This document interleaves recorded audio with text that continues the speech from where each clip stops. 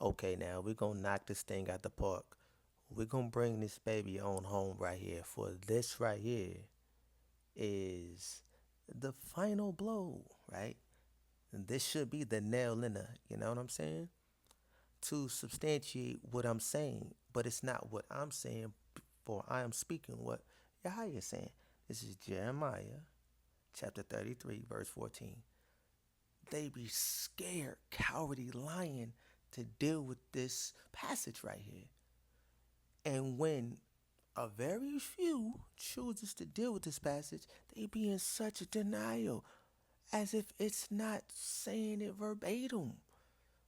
Like it's not hard, right? But this right here is the end all be all.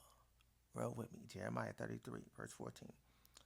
Yahweh says, Look, the days are coming when I will fulfill the promise I made to the people, the nation of Yasharallah, and Judah. But really, this is the promise that I've made to the northern kingdom and the southern kingdom, right? Israel and Ephraim is another name for northern kingdom, and Judah is another name for the southern kingdom. Just got to put it in context, read it in perspective, right?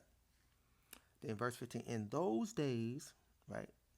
In those days, which is coming up, when the time is right, when the time is right, when Yahweh chooses to fulfill this prophecy, when he have taken down the nations and ready to set up his entity that governs the whole nation of Yasharallah.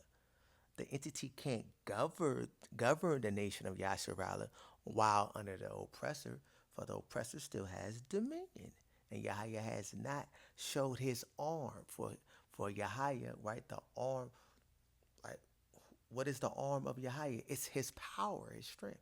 So he's going to show how powerful he is and bring down the nation that is oppressing us, right? So check it out. In those days when the time is right, I will cause a righteous branch to sprout from the old stump of David's lineage, a descendant, right? He will cause a righteous branch.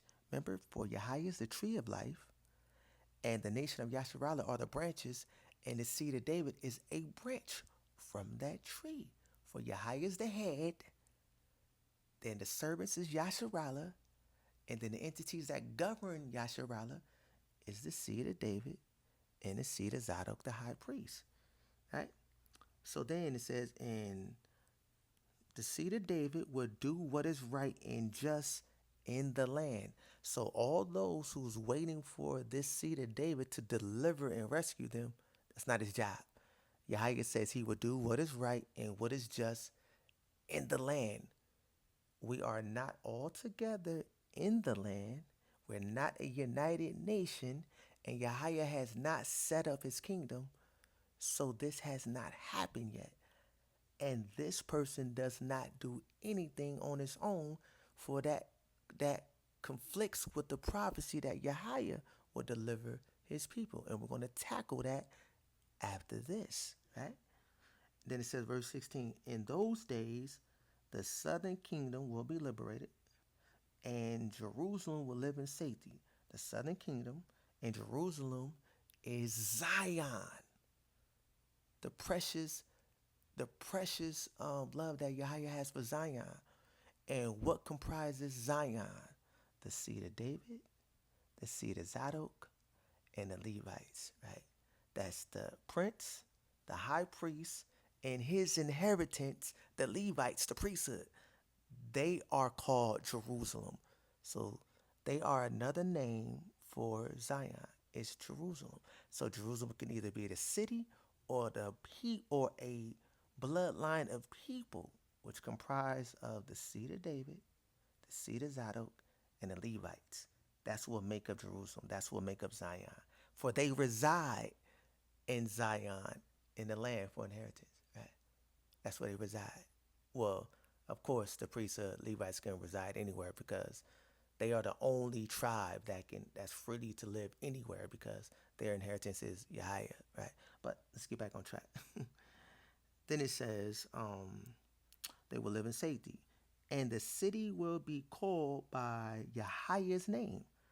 The eternal Yahweh is our righteousness. For Yahweh has returned, and no one has delivered us, no one has relieved us, redeemed us from our oppressor, but Yahweh. You can't say David, you can't say Christ, you can't say spirituality, you can't say no other nation is your righteousness. Only Yahweh is our righteousness because he kept his word, he fulfilled it, and he did it for his name's sake, so his name should be glorified, honored, and respected. He is our righteousness. Right? Verse 17, I tell you, the royal dynasty of David will not cease. David shall always have a descendant to sit on the throne. It's a forever covenant made, right? In 2 Samuel chapter 7, just read it. The throne of Yasharallah Israel still belongs to his family. It didn't say it still belongs to David only, to our forefather David, the original, to his family, because a descendant will always reign and sit on his throne, right? Then it says, remember this, even as other princes rule over you, for we are under different nations, and different nations have dominion. They have ruled over us. Yahweh is still letting you know what? That remember also that the line of the Levitical priest will not cease. The line of the Levitical priest is the line of Zadok, who is the ministers and give offerings and sacrifices to Yahweh. So you cannot say that the sacrifices are done away with and the offerings are done away with. We just don't have the Levitical priest, the high priest, in place right now, nor the temple, nor is the land restored, nor is Yasharallah back, nor is the entity in place, right? The seed of David, the seed of Zadok, and the priesthood, the Levites, right? So it says, for all time, they will stand before me. So it says, forever, they will stand before Yahweh, right? Before me, offering burnt offerings, grain offerings, and making sacrifices. That's forever. So you cannot say that it's done away with, right? So all the crazy questions, like, well, why are we sacrificing and doing this for sin? Because it's not in place. We're up under the curses, right? He has not lifted that up off of us yet. Once he lifts that up off of us, sets up his kingdom, then these things shall go back, the order and the way and the protocols of Yahweh. We are up under the laws and the order and the protocols of our oppressors, the Amalekite Edomite, right? Now we're going to go through 19 and 20 again, right? The word of the eternal one Yahweh came to beautiful prophet, forefather Jeremiah. Let me see. The eternal one, this is what Yahweh says. Yahweh says, if you can figure out a way, this is key right here. I want to emphasize on this. This is what kills the argument that David is returning, right? And that Yahweh has made a forever covenant with him and his descendants, right? This is the end all be all, the final blow. Yahweh says, if you can figure out a way to break my covenant, which is forever, with day and with night, so they do not always arrive on schedule. Don't we always see day and night arriving on schedule? And no matter what they do with the time, right? The very rhythm of life on this earth, verse 21, only then will my covenant with my servant David be broken, and his son not rule from his throne. See that? So since we see day and night, still to this day, that covenant still stands, that he will always David will always have a son to sit on his throne. David is not returning. David is not coming back. This is the shot in the foot. This is the end all be all. Stop it. Stop turning David into an idol. Don't treat David like they treat Christ in the New Testament. He's an idol who's supposed to have risen from the dead. Don't treat David like an idol, like he's going to rise from the dead. Don't blaspheme Yahweh. Right?